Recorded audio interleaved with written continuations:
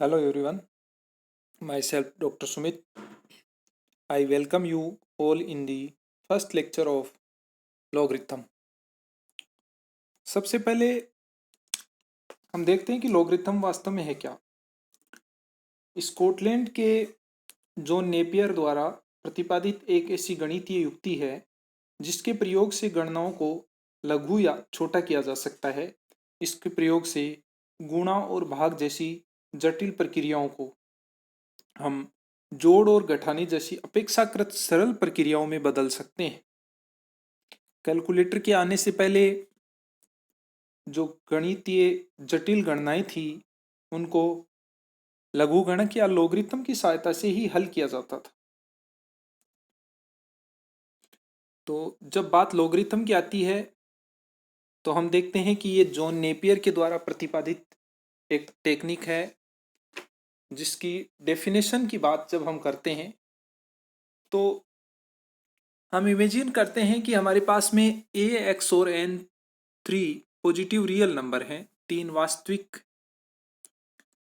Positive number हैं और हम देखें कि a की power x is equal to n है तो log a बेस पर n is equal to x होगा और यहीं से हम लोगरिथम की डेफिनेशन को निकालते हैं। The exponent that indicates the power to which a base number is raised to produce a given number, या यूं कहें कि किसी दिए गए आधार पर किसी संख्या का लघुगणक आधार का वह घातांक है जिसे आधार पर लगाने से वह संख्या प्राप्त हो जाती है। जैसे हम एग्जाम्पल के तौर पे लें, logarithm of 100 to the base 10 is equal to 2 होता है। यहाँ हम देख रहे हैं कि 10 बेस हमने लिया है और उसकी पावर 2 इज इक्वल टू 100 है, तो हम देखेंगे कि log 10 बेस पर 100 की वैल्यू जो होगी वो 2 होगी। आगे जब हम लॉगरिथम के प्रकार की बात करते हैं तो हम देखते हैं कि लॉगरिथम है वो मेनली 2 टाइप का होता है या 2 प्रकार का होता है। फर्स्ट हमारा नेचुरल या प्राकृतिक लॉगरिथम है और सेकंड हमारा जो है वो कॉमन या सार्वलघुगणक लघुगणक होता है। बात हम प्राकृतिक लघुगणक की करते हैं तो इसको हम नेपेरियन सिस्टम भी कहते हैं। इस लघुगणक में जो बेस वैल्यू होती है वो ई होती है और इस लघुगणक की जो वैल्यू होती है वो 2.71828 के लगभग इक्वल होती है। इसे हम log ई या ln के द्वारा रिप्रेजेंट करते हैं। सेकंड हमारा जो लघुगणक है वो कोमल लघुगणक या सार्वलघुगणक है। इसे हम ब्रिक्स सिस्टम भी कहते हैं।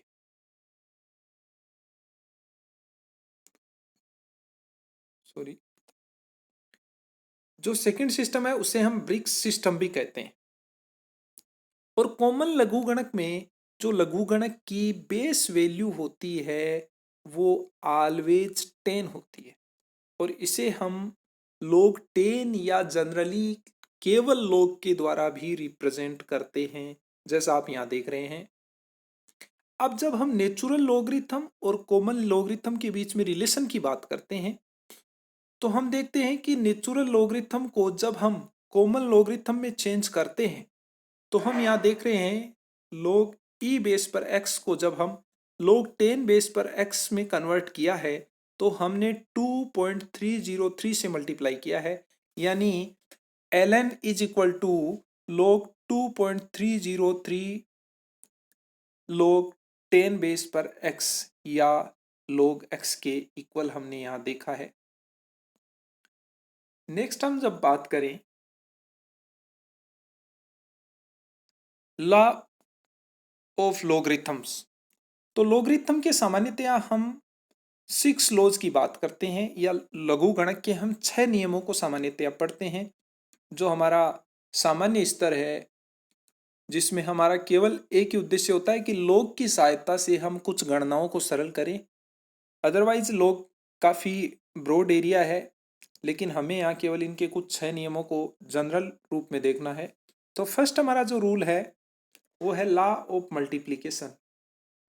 लॉ ऑफ मल्टीप्लिकेशन में हम देखते हैं कि कोई भी दो धनात्मक संख्याएं हैं तो इनके गुणनफल का लघुगणक उनके गुणनखंडों के लघुगणकों के योग के बराबर होता है।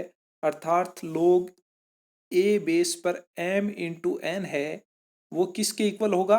log a बेस पर m plus log a base पर n, यानी दोनों संख्याओं का सेपरेट log है उसके एडिशन के इक्वल होगा या उसके योग के बराबर होगा। सेकंड हम बात करें भागफल का नियम या लॉ ऑफ डिवीजन की बात करें तो इस नियम में हम देखते हैं कि कोई दो संख्या m और n है हमारे पास जो दोनों धनात्मक संख्याएं हैं। तो इनके भाग का लघुगणक की जब हम बात करते हैं तो log a बेस पर m अपॉन n होगा, वो दोनों के लघुगणक के अंतर के बराबर होगा। यानी log a बेस पर m upon n is equal to log a base पर m minus log a base पर n। थर्ड हमारा जो रूल है वो एक्सपोनेंशियल रूल या घात का नियम कहलाता है। इस नियम के अनुसार किसी संख्या m की घात n का लघुगणक उस संख्या के लघुगणक तथा घातांक के गुणनफल के बराबर होता है।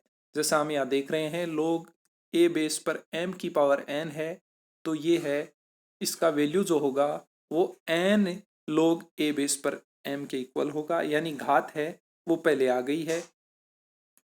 फोर्थ जो हमारा रूल है वो यूनिट लॉ है। इस नियम के अनुसार या इस रूल या इस लॉ के अनुसार इकाई जो अंक है उसका किसी भी बेस पर log हमेशा 0 होता है। जैसा आप यहाँ देख रहे हैं log a बेस पर 1 है, उसकी वैल्यू 0 के इक्वल है। नेक्स्ट हम जो फिफ्थ रूल है उसकी जब बात करते हैं तो वो है लॉ ऑफ इक्वल बेस, यानी इस नियम के अनुसार किसी धनात्मक संख्या का लघुगणक उसी संख्या के आधार पर सदैव एक होता है। जैसे यहाँ देख रहे हैं a का लघुगणक a बेस पर क्या है? 1 के इक्वल है, जैसे यहाँ आपने देखा। सिक्स्थ जो रूल है वो चेंज ऑफ बेस लॉ के नियम से जाना जाता है, जिसको हम हिंदी में आधार परिवर्तन का नियम भी कहते हैं।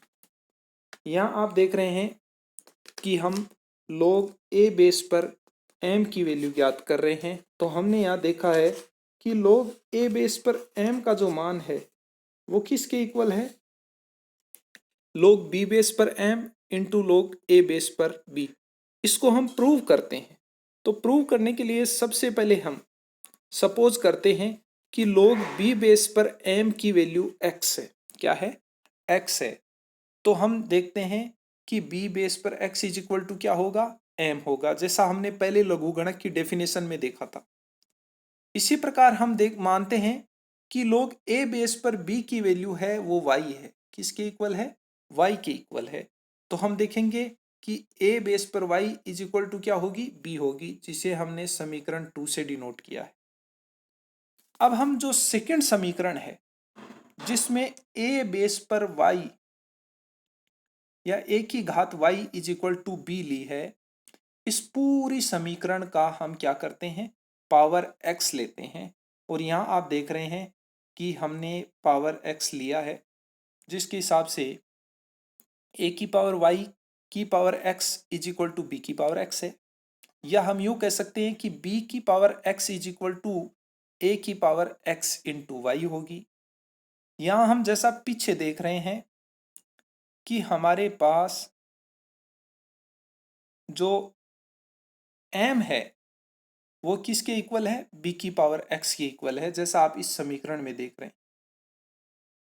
इस समीकरण फर्स्ट में आप देख रहे हैं m is equal to B की पावर x है, और यहाँ हम देख रहे हैं कि b की power x is equal to a की पावर x y है। तो इस प्रकार हम इसको यूं भी लिख सकते हैं m इज इक्वल टू ए की पावर x इंटू वाई। और इसी प्रकार हमने देखा कि यहां से हमारे पास में क्या निकल के आ रहा है, log a बेस पर m is equal to x y. log a base पर m इज इक्वल टू क्या निकल के आ रहा है, x इंटू वाई, या log a बेस पर m is equal to x की वैल्यू हमें पता है log b की पावर m है, और y की वैल्यू हमें पता है log a की पावर b है। तो इस प्रकार इस समीकरण को जो हमने रूल लिया है चेंज ऑफ बेस लॉ, उसको हमने यहाँ पर प्रूव किया है, या आधार परिवर्तन के नियम को हमने यहाँ पर प्रूव किया। नेक्स्ट हम बात करते हैं कि जो करेक्टरिस्टिक्स और मेंटिसा हैं किसी लोगरिथम की, या यूं कहें कि लघुगणक का पूर्णांश एवं अपूर्णांश की बात करते हैं। तो किसी भी लघुगणक में जो इंटीग्रल पार्ट है, कौन सा पार्ट, इंटीग्रल पार्ट, वो उस लघुगणक का क्या कहलाता है, पूर्णांश कहलाता है। क्या कहलाता है, पूर्णांश कहलाता है, जिसकी वैल्यू पॉजिटिव भी हो सकती है और नेगेटिव भी हो सकती है। इसी प्रकार उसी लघुगणक के हम भिन्नांश या अपूर्णांश या मेंटिसा की बात करते हैं, तो ये जो नॉन नेगेटिव डेसिमल पार्ट है, वो उसका क्या कहलाता है, मेंटिसा कहलाता है। सपोज हम लोग 39.2 की वैल्यू देखते हैं, तो वो है 1.5933। तो यहाँ हम देखेंगे कि यहाँ पूर्णांश जो है वो क्या है, 1 है, और मेंटिसा या अपूर्णांश या भिन्नांश की बात करें तो वो 5933 है। इस प्रकार हमने लघुगणक का कुछ बेसिक पार्ट यहाँ देखा है, और मैं समझता हूँ कि ये सारी चीज़ें आपको समझ में आई होंगी। Thank you.